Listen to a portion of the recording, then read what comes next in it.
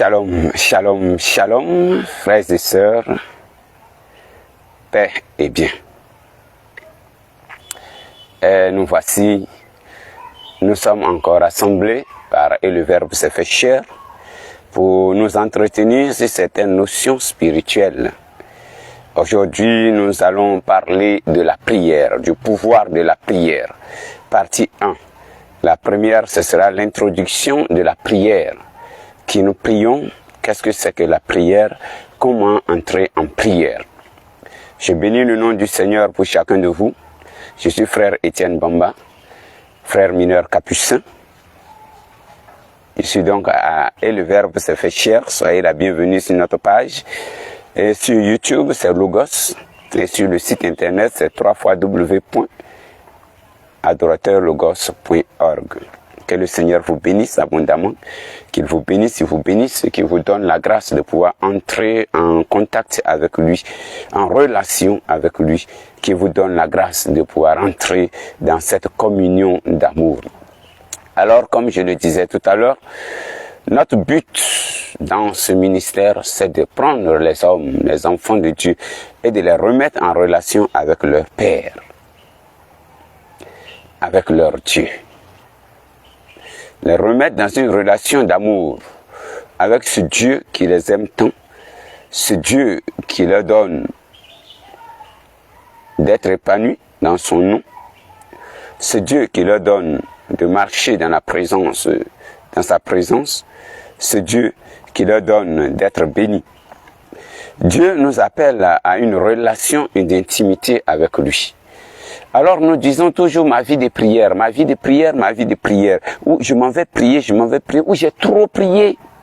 Qu'est-ce que c'est que la prière en effet? Frères et sœurs, je bénis le Seigneur qui donne à chacun de vous de se connecter déjà et de prendre en cours ce direct. Je prie que cette parole atteigne les bouts du monde. Et tous ceux qui sont avec nous en ligne, qui nous suivent en direct, qui sont de l'autre côté de nos frontières ivoiriennes, que le Seigneur vous bénisse, vous localise et déverse en abondance sa bénédiction et sa grâce sur vous. Oui, il est bien d'être en relation avec Dieu. Pour une vie spirituelle, c'est une relation avec un être divin. Et la religion nous demande d'être en contact, permanence contact avec le divin, avec la divinité en laquelle nous croyons. Donc religion qui veut dire relié à, nous permet d'être reliés à notre Dieu, à notre Seigneur, à celui-là même avec qui nous devons, à qui nous devons vénération et adoration. Dieu nous invite donc ce soir à prêter plus ou moins attention pour avoir quelques notions de la prière. Donc je disais, c'est la première partie de cet enseignement que nous donnons aujourd'hui. En premier lieu, qu'est-ce que c'est que la prière? La prière donc peut être définie parmi tant d'autres définitions comme la respiration de la vie spirituelle, comme un mouvement intérieur, ce mouvement intérieur intime, intuitif, furtif, mais indubitable, qui nous guide dans notre relation avec Dieu. Pour dire que Dieu est un Dieu de relation. Dieu est relation. Prier, c'est la chose la plus simple qui soit. Comme s'adresser à son père ou à sa mère pour un enfant. Nous sommes enfants de Dieu. Nous sommes fils et filles de Dieu et donc nous sommes appelés à avoir notre modalité de nous adresser à Dieu notre Père, de nous adresser à Dieu notre Père, à Jésus-Christ, Fils de Dieu, notre Seigneur et notre Rédempteur. La prière serait même plus naturelle si la Bible l'appelle. La prière serait plus naturelle si ce que la Bible appelle péché n'était pas survenu et s'initier dans notre relation avec Dieu. La prière donc serait la chose la plus naturelle, c'est-à-dire serait l'expression de notre relation avec Dieu. La prière, l'expression de notre relation avec Dieu. elle est très naturelle. Pour dire que, j'ai envie de dire que Dieu a créé l'homme pour que l'homme soit en relation avec lui et que l'homme apprenne à s'adresser à lui, à communiquer avec lui, à dialoguer avec lui. Donc la prière prend donc une forme de dialogue. Pour prier, il faut que soit rétablie la relation que le péché a gaspillée, que le péché a détruit, que le péché a blessé, la relation de confiance entre Dieu et l'homme. La prière est donc la rencontre entre deux personnes, parce que Dieu est cette personne à l'image et à la ressemblance de laquelle nous sommes faits. Donc la prière est la rencontre entre deux personnes, entre Dieu et l'homme. L'être humain, avec ses limites, son histoire, ses désirs, ses craintes, ses frayeurs, ses fragilités, sa faiblesse de foi et ses manquements divers. Et le Seigneur Dieu, le Créateur tout-puissant, l'omniscient, l'omnipotent, le transcendant, l'infini. Voici ce que c'est que la prière. La prière décrit donc cette relation et cette manière de communiquer entre nous. Mais comment une pareille rencontre peut être possible? L'homme qui est fini, qui est limité, qui est fragile, qui est souillé, et Dieu qui est totale pureté, sainteté, infini, illimité. Il est très haut, il est tout puissant, et l'homme est faiblesse et fragilité. Comment une telle rencontre peut être possible? Dieu qui pourrait paraître si loin de nous a voulu nous sauver. C'est pourquoi il a voulu rentrer en contact avec nous. Donc la Bible déclare que Dieu a tellement aimé le monde qu'il a envoyé son Fils unique, Jésus-Christ. Il s'est révélé en Jésus-Christ. Il s'est rendu plus proche de nous, qui est venu et mourir pour nous sur la croix, prendre nos péchés pour pouvoir nous relever afin que nous soyons en communion avec notre Père dans les cieux. L'Écriture nous le décrit, où il nous a transmis en Jésus-Christ ce qu'il lui a semblé bon de nous communiquer. Donc Jésus-Christ est venu, parole de Dieu, pour nous communiquer, pour nous transmettre, pour nous instruire de ce que le Seigneur a trouvé bon de nous communiquer pour rétablir la relation avec nous et donc pour créer ce plan, cette plateforme de rencontre avec lui. À partir de ce moment, prier, c'est simplement ouvrir la bouche, ouvrir le cœur, ouvrir l'âme pour entrer en conversation avec Dieu. Et en même temps, il nous faut apprendre à prier, apprendre à parler, apprendre à entrer en conversation avec Dieu, apprendre à entrer en communication avec Dieu, apprendre à entrer en dialogue, savoir à entreprendre un échange avec Dieu, échange de paroles, échange de langage. Voilà ce que c'est que la prière. Il faut donc apprendre à prier parce que c'est au Seigneur 3 fois saint, oui, que nous parlons dans la prière. Nous pauvres pécheurs, lui il est 3 fois saint. C'est au Créateur du ciel et de la terre, au Sauveur des hommes que nous parlons dans cette conversation. Donc il y a lieu de soigner notre manière de rentrer en communication avec lui, de choisir notre manière de rentrer en communication avec lui, de rentrer en conversation avec lui. Il nous faut apprendre à parler à quelqu'un que l'on ne voit pas, qui ne répond pas dans la minute suivante, dans un langage audible à nos oreilles. Il nous faut donc la foi pour ouvrir la bouche devant lui. Donc toute adresse et toute relation avec Dieu doit être fondée sur la foi. La foi c'est quoi? C'est une profonde espérance et confiance que celui à qui nous allons parler, il est bien au-delà de tout, mais en même temps il est tout proche. Il est le plus éloigné, mais il est le tout proche. Et il est celui-là qui écoute, qui entend, qui comprend et qui exauce seulement en son temps, selon sa planification et en son moment favorable pour nous. Donc, c'est donc d'un élan de foi que nous pouvons donc ouvrir la bouche et parler. La prière n'est donc pas des mots, grosso modo, qu'il faut dire. Peut-être que apparent, bon, on le dit sans vraiment au hasard. Ce n'est pas ça des mots. Ce n'est pas ça la prière. La prière a besoin de certaines dispositions intérieures, d'une certaine prise de conscience de la personne avec qui nous voulons entrer en contact. Quand vous partez voir un féticheur, quand vous partez voir un charlatan, quand bien même qu'il sache que ce qu'il fait c'est juste du folklore, il est aussi sérieux. Et vous rentrez dans une dynamique avec lui et vous-même vous pensez sentir une présence. Oui, il prend cela au sérieux. Mais nous, quand nous devons rentrer en relation avec notre Père, dans la présence de notre Dieu, le Tout-Puissant, le Créateur du ciel et de la terre, du cosmos visible et invisible, le Dieu Tout-Puissant, omniscient, omnipotent, qui connaît tout, qui sait tout et qui peut tout. Lorsque nous devons rentrer en contact avec lui, qui est capable d'exaucer sur le champ comme d'exaucer plus tard, qui a la maîtrise du temps et de l'histoire, qui connaît même les intentions avant même que nous les ayons exprimées. Alors, quoi de plus sérieux que de nous disposer, d'avoir des dispositions préalables pour entrer dans la présence de ce Dieu. Il s'agit dans cette conversation de parler au Dieu de la Bible. Oui, c'est le Dieu de la Bible, c'est du Dieu de la Bible que nous parlons. Pas d'un fétiche ancestral, pas d'une adoration ancestrale, pas d'un fétiche clanique ou ethnique, pas d'un fétiche régional, ou encore un fétiche personnel ou promotionnel, générationnel. Non, c'est pas à un génie, c'est pas à une pierre, c'est pas à une statue, ce n'est pas un canari quelque part.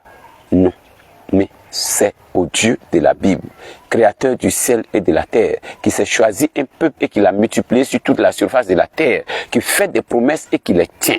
Le Dieu de la promesse, le Dieu fidèle. C'est à ce Dieu-là que nous parlons. Il s'agit de parler, bien sûr, frères et sœurs, au Dieu de la Bible, au Dieu d'Abraham, au Dieu d'Isaac, au Dieu de Jacob. Oui, c'est bien vrai.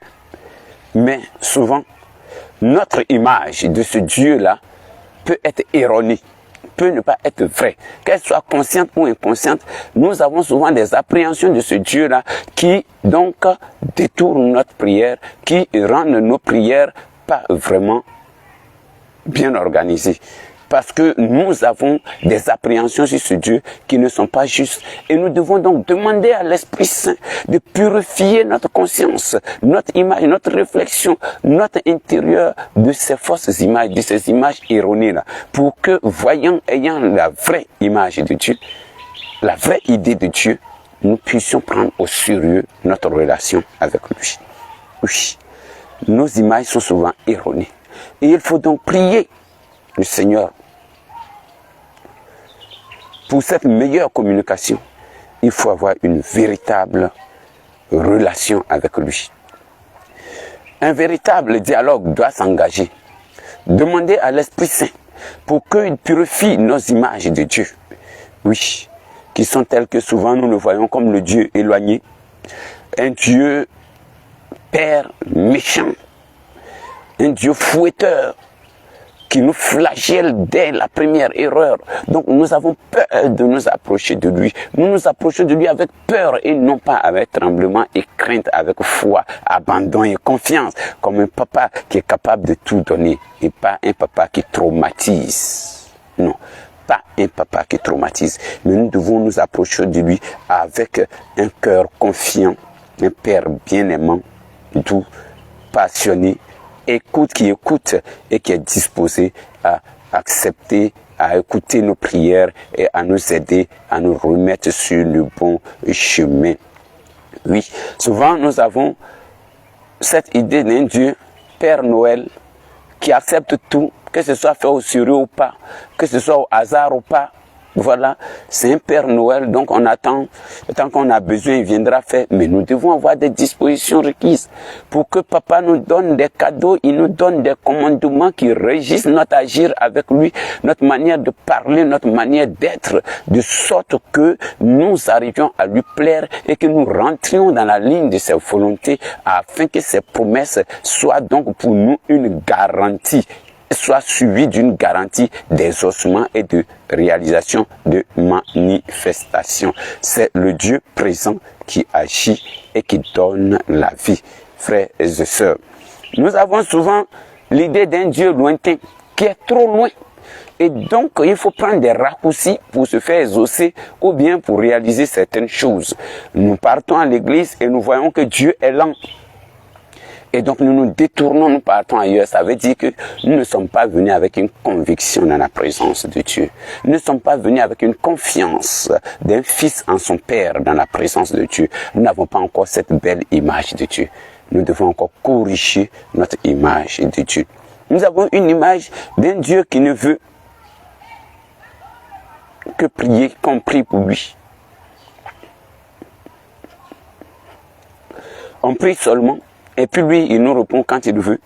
Nous avons souvent cette image d'un Dieu qui ne rentre jamais en relation avec l'homme ou encore qui n'agit que selon, c'est-à-dire selon ce qu'il veut et non pas ce que nous lui demandons. Et pourtant, il nous demande de lui exprimer nos demandes, nos besoins, nos désirs.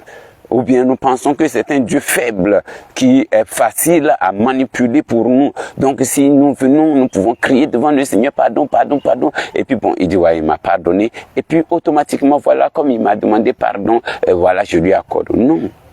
Dieu est le Dieu de la vérité. Dieu est le Dieu de la foi. Dieu est le Dieu de l'originalité. C'est-à-dire, il suit tous nos mouvements, tous nos gestes. Il ne nous tient pas rigueur, mais en même temps, il regarde la sincérité de notre cœur à nous adresser à lui. Donc, si nos intentions sont des intentions pour nous vanter devant les hommes et dire, nous aussi, nous en sommes capables, ou faire des démonstrations de puissance rabâchées et autres, mais nous n'entendrons jamais la voix de Dieu. Le Seigneur ne nous répondra jamais. Le Seigneur semblera être pour nous sourd et muet. Le Seigneur semblera être aveugle face à notre situation parce que nous n'avons pas une bonne image de Dieu. Parce qu'il y a des personnes, même dans la prière, elles rusent plutôt avec Dieu. Elle ruse avec Dieu. Elle pense que, comme j'ai un problème maintenant, alors chaque jour je vais faire mon rosaire. Chaque jour je serai à la messe. Je vais me couvrir la tête. Non, je serai là. Je vais me coucher. S'il vient me coucher devant son tabernacle, c'est sûr qu'il va voir comment est-ce que j'ai besoin. Il va voir que mon besoin là, c'est sérieux, il va résoudre. Mais dès que nous gagnons, nous n'avons plus de temps pour Dieu. Dès que nous gagnons, nous sommes comme ces lépreux, ces 10 lépreux dont les 9 ne sont plus jamais revenus demander, disons, rendre grâce à Dieu. Nous devenons comme eux. Nous attendons que nous soyons exaucés. Nous attendons que nous soyons élevés. Nous attendons que nous ayons des promotions. Et puis maintenant on dit, merci à Dieu. Vraiment, Dieu m'a écouté cette fois-ci. Et puis c'est fini. Le jour que je dois aller à l'église pour aller prier mon Dieu, je trouve que c'est ce jour-là qui est bien indiqué pour que je puisse me reposer parce que j'ai trop travaillé toute la semaine et donc je suis tellement épuisé. Dieu, excuse-moi, je vais dormir un peu. Et lorsque on me donne une mauvaise note au travail, une mauvaise évaluation, j'ai un accrochage avec quelqu'un et je sais que c'est mon patron qui peut me causer des ennuis, automatiquement je cours à l'église, je vais faire des demandes de messe à la trentaine, des demandes de messe intra-djum, des neuvaines de messe. Mais oui, c'est vrai, mais ne jouez pas avec Dieu. Vous ne pouvez pas manipuler Dieu comme vous manipulez les hommes. Vous ne pouvez pas manipuler Dieu comme vous manipulez les hommes. Dieu sait tout. Dieu connaît tout.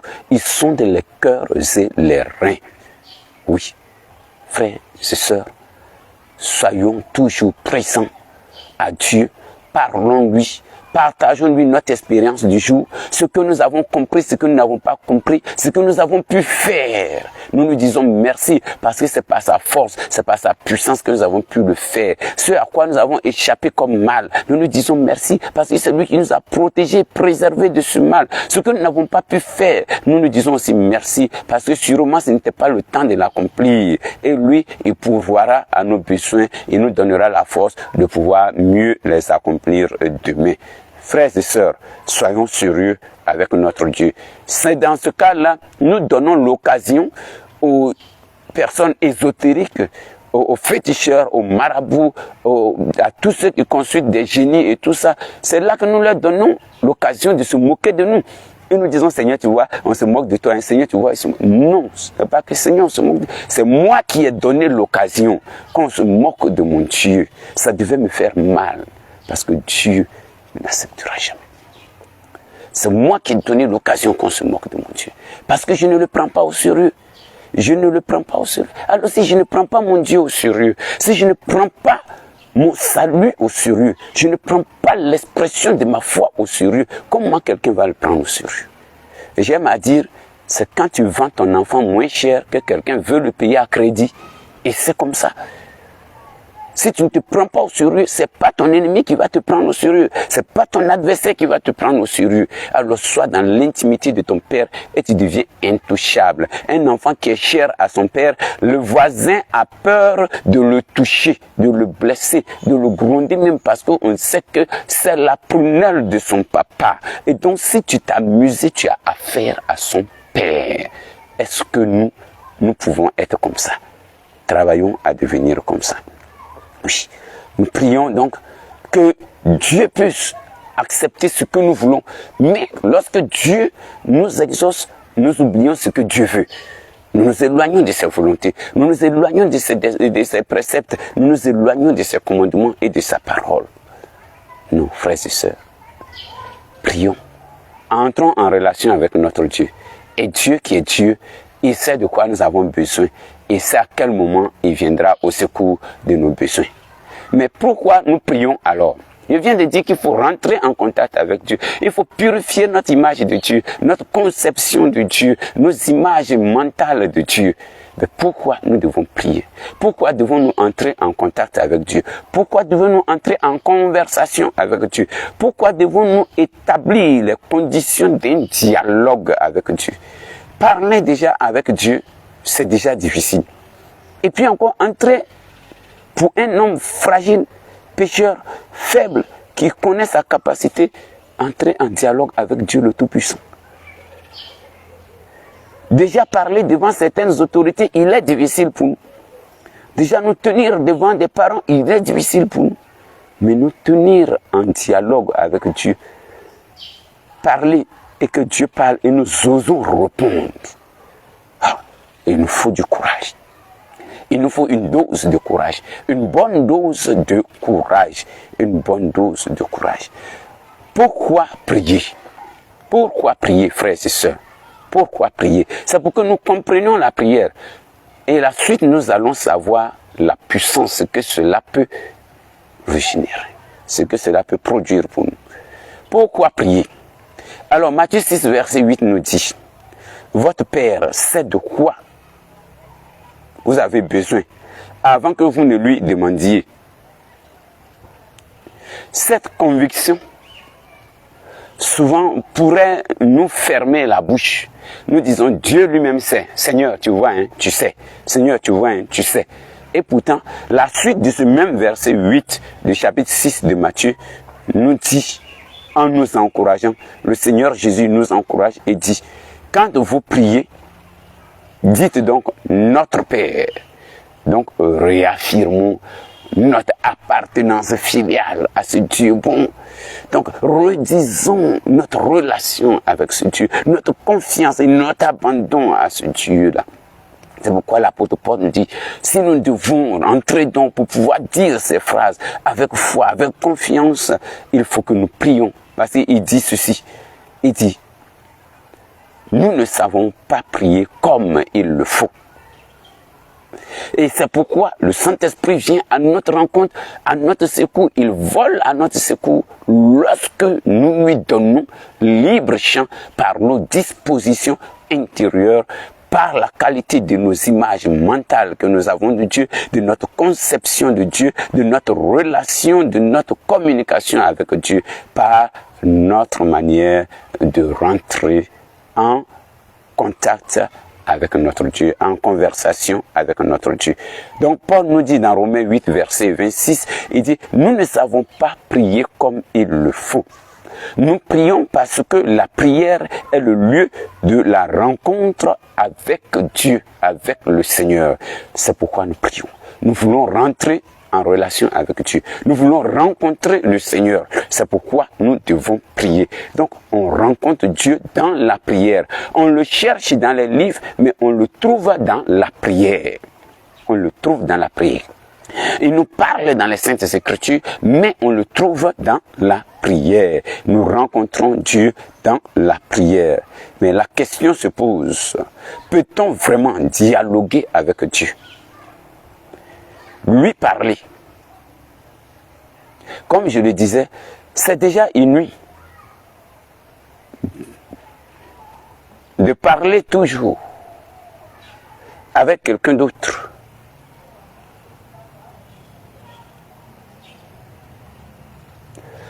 Et que l'autre nous écoute chaque jour. Nous lui parlons, il nous écoute toujours. C'est déjà quelque chose d'inouï. Mais maintenant, nous voulons que lui-même il parle et que nous parlions. Il faut donc aussi se taire souvent. Donc, pour qu'il puisse entrer en dialogue avec nous, il faut se taire. Il est possible que tu entres en dialogue avec nous. Et Dieu entre en dialogue avec nous à travers la Bible, les Saintes Écritures, les Écritures révélées. Dieu nous parle, le Verbe de Dieu a pris chair, il a habité parmi nous. La parole est venue dans le monde et le monde ne l'a pas reçue. Et toutes choses ont été faites par la parole. Et rien n'a été fait sans la parole. Et quand ce Verbe a été libéré dans le monde, ce qui a été fait par le Verbe était la vie. Et cette vie était la grâce, était la lumière plutôt, et la lumière était la vie des hommes. Et cette vie était la lumière des hommes. La lumière est venue et la vie est venue par la parole de Dieu.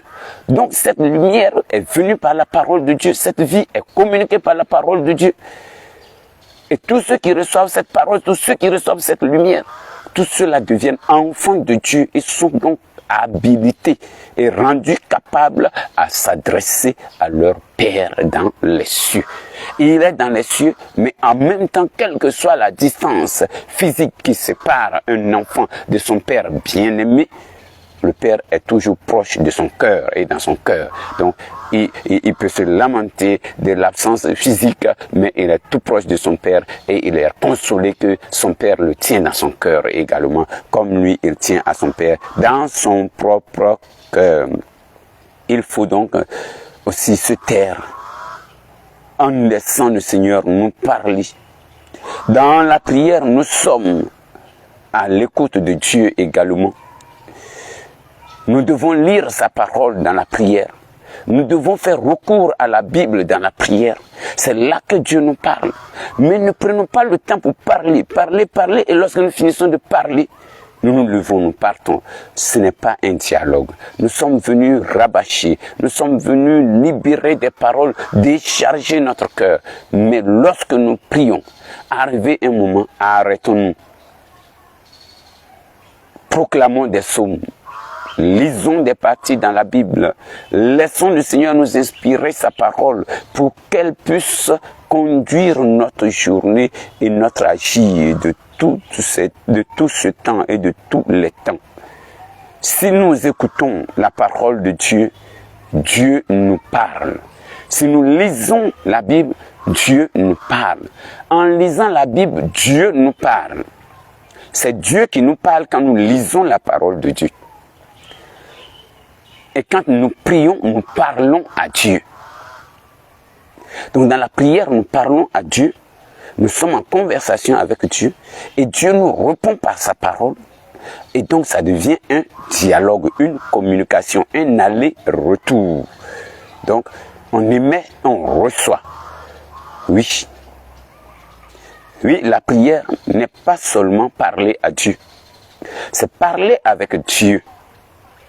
Quand je parle, lui aussi, il me parle. Mieux encore, la prière, c'est entrer en communication, en dialogue avec Dieu. Et cela est possible, et même très possible d'ailleurs, par notre attitude, par notre abandon, par notre confiance en Dieu. La prière se veut donc une pratique.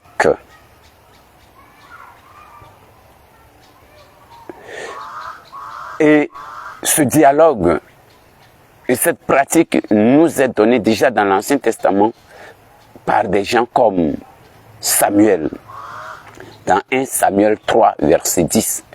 Lorsque Samuel est appelé par Dieu, Samuel, Samuel, et à la fin, le prêtre Élie va dire, va et dit, parle Seigneur, ton serviteur écoute.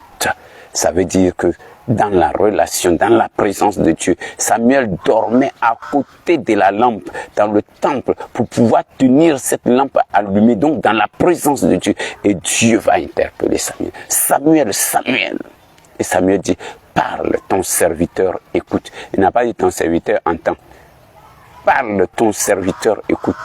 La prière peut devenir donc un dialogue à partir de ce moment où je prête attention à la parole de Dieu, où je m'ouvre complètement à la parole de Dieu. Donc la prière n'est pas seulement le fait que j'ouvre mon cœur, que j'ouvre ma bouche, que j'ouvre mon âme et mon esprit pour élever la voix vers Dieu, mais c'est aussi que j'ouvre mon esprit, mon cœur et mon âme pour accueillir ce que Dieu dit, le souffle de la bouche de Dieu.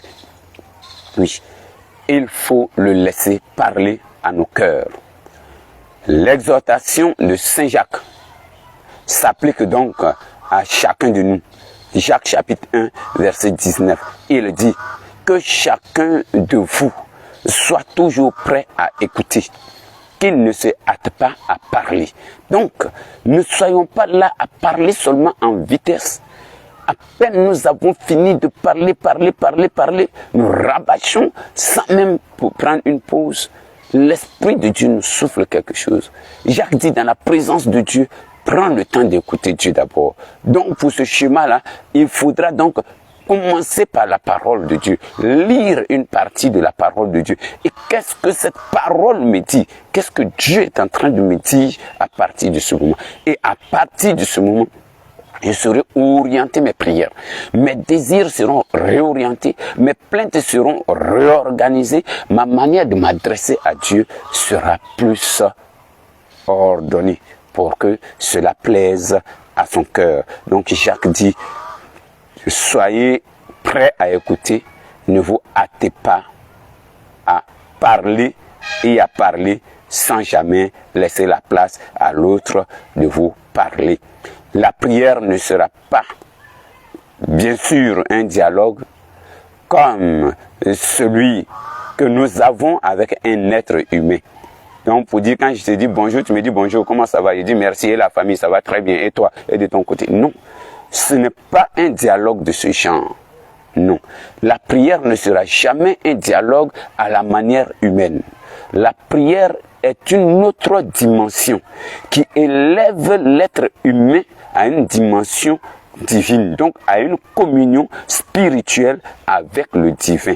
Donc la prière, c'est vrai, c'est un être humain qui prie, mais il ne prie pas dans sa chair, non, mais dans son humanité, il s'adresse à un Dieu et il laisse cette communication-là l'élever, transcender son être. Voilà. Et il rentre dans une autre dimension. Donc, le dialogue dont il s'agit ici n'est pas un dialogue à la manière des êtres humains. Donc, d'un être humain avec son semblable. Non. Mais, ce dialogue-là, frères et sœurs, si nous prenons le temps d'écouter Dieu, ce dialogue-là devient donc parler et prendre le temps de lui laisser nous parler, nous réorienter, ouvrir nos yeux, nous faire revenir à notre vie, lui faire relire le passé, lui faire nous ramener au point de départ. C'est là notre dialogue avec Dieu. Oui, c'est là notre dialogue avec Dieu. Mais, jour après jour, si nous prenons le temps d'écouter Dieu, une relation se noue dans l'écoute de sa parole et dans l'expression de nos désirs. Nous écoutons sa parole et sa parole nous inspire de demander les choses spirituelles desquelles vont découler tout ce qui est matériel, humain, physique, financier et tout le reste. Et c'est en cela que la parole nous dit, stop, cherchez d'abord le royaume des cieux. Et tout le reste sera une conséquence de votre possession du royaume des cieux. Parce que le royaume des cieux, c'est tout ce bien et le super bien et le plus bien et le parfait bien et la plénitude du bien que Dieu a créé et dont il a rempli le monde et qu'il a mis à ta disposition. Donc de ta relation avec Dieu vont découler tes bénédictions, vont découler ta santé, va découler ton travail, va découler ta bénédiction financière, va découler ton élévation fulgurante, va découler donc ton déblocage, va découler ton accomplissement, va découler ta joie et la plénitude de vie. C'est de cette relation, frères et sœurs. Cherchez d'abord le royaume des cieux. Donc apprendre à l'écouter et avoir du goût à écouter Dieu, à entendre Dieu nous parler. Ce qu'il dit, c'est la paix pour son peuple, la paix pour nous. C'est vrai qu'il ne dit pas toujours ce que nous voulons entendre.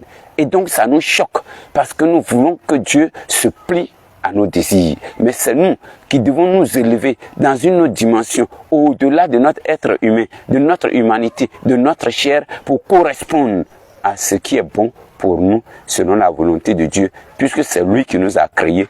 Et si nous sommes en vie, c'est parce qu'il a vu que c'est bon que nous soyons en vie en ce temps, pour le glorifier, pour l'adorer, pour lui dire merci, pour lui rendre grâce, et lui nous donnera les grâces, c'est les bénédictions en retour.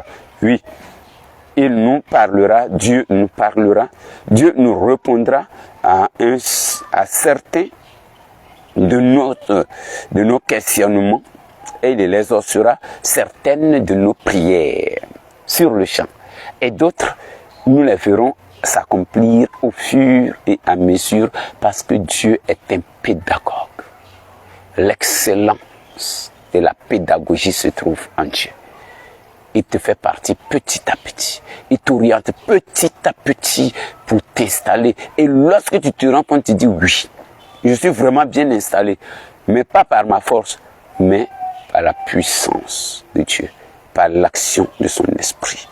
Donc l'élévation de l'âme vers Dieu, le Dieu de la Bible, le Dieu de nos pères, le Dieu de notre foi, pour lui exprimer notre adoration, notre vénération, nos remerciements, nos actions de grâce pour obtenir ces grâces et ces faveurs est l'acte par lequel on s'adresse aux saints pour obtenir leur intercession auprès de Dieu.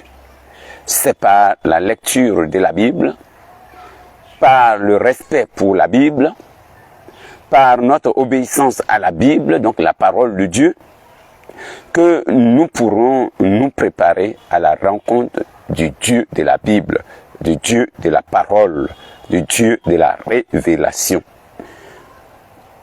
Nous rencontrerons donc Dieu dans la prière. Et par la prière, nous ferons son expérience. Nous l'entendrons dans la parole, dans la Bible, la parole révélée. Nous le cherchons dans les expériences écrites des livres des autres qui nous inspirent à nous retourner à la source.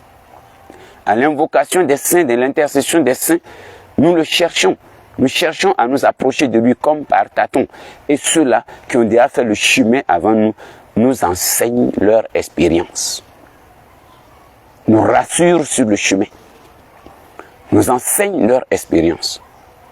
Pour que nous puissions nous abreuver, pour que nous puissions nous nourrir, pour que nous puissions nous rassasier de Dieu, nous puissions vivre dans cette communion parfaite avec Dieu. Nous rencontrerons donc Dieu par la prière, dans la prière, et nous pourrons nous préparer donc à faire un face-à-face avec lui dans la joie, dans la confiance, dans l'abandon et dans toute notre joie, notre paix d'être ses enfants, d'être son domaine, d'être son lieu privé. Toute prière est en définitive un acte d'amour, pas un acte de peur, pas un acte d'horreur, de terreur, non, mais un acte d'amour dû à la mystérieuse collaboration entre la volonté humaine et la grâce de Dieu. Voici donc le mystère de la prière. Ce serait donc l'échange entre le divin et l'humain. La rencontre de l'homme et de Dieu. La rencontre du divin et de l'humanité. La rencontre du créateur et de la créature. Voici donc ce que c'est que la prière. La prière, c'est ce moyen-là. La prière, c'est ce moyen. La prière, c'est ce moyen. Ce moyen de rentrer en contact avec lui. Ce moyen de rencontrer Dieu, d'être en communion, de faire un avec lui. Que la prière ne soit pas un acte d'horreur. Que nous ne pensions pas que nous partions maintenant pour que Dieu nous terrorise. Nous partons, nous voulons une violence dans la prière. Non. C'est pas que la vénération, par exemple, de la croix et des plaies de Jésus serait donc pour nous une violence dans la spiritualité. Non. Savez-vous que Dieu est doux et c'est sa douceur et son amour pour nous qui fait qu'il verse son sang, qui va jusqu'à ce qu'il souffre, accepte de supporter cela pour nous. Donc à partir du moment où on le fait par amour pour nous, ce n'est plus une souffrance pour lui de se livrer pour nous, mais il accepte volontiers.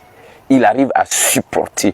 Alors si aussi nous aimons Dieu, nous pourrons supporter les épreuves, nous pourrons surpasser les difficultés, nous pourrons gagner tous les combats, mener tous les combats, parce que nous aimons Dieu et cet amour nous procure le secours nécessaire. Oui, les saints sont passés par là. La Vierge Marie est passée par là. Et chacun de nous qui traverse une période difficile maintenant, qui présente des examens et des concours, qui sont en proie à la tentation, à l'épreuve, n'ayez pas peur. Parce que votre Père qui met en vous le désir de rentrer en communion, en communication avec lui, sait de quoi vous avez besoin.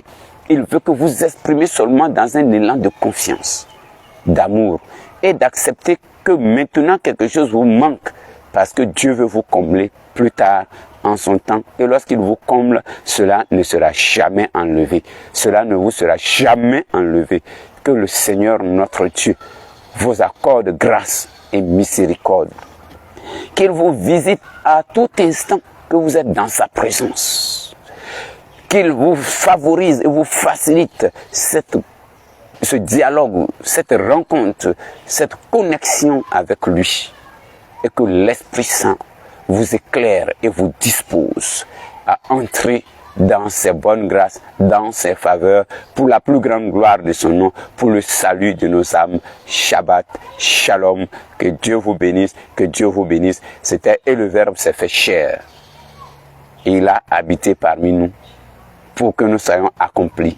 Nous soyons dans la bénédiction, nous menons une vie de vainqueurs, nous marchons en des hommes qui ont la victoire et que nous marchons en des hommes confiants que leur Père est celui qui agit, le Dieu de la promesse, le Dieu fidèle, le Dieu d'amour, le Dieu des victoires, le Dieu plein de toute grâce. Notre Dieu est le guerrier des combats, il gagne tous les combats. Que Dieu vous bénisse et vous garde. Shalom, shalom, shalom.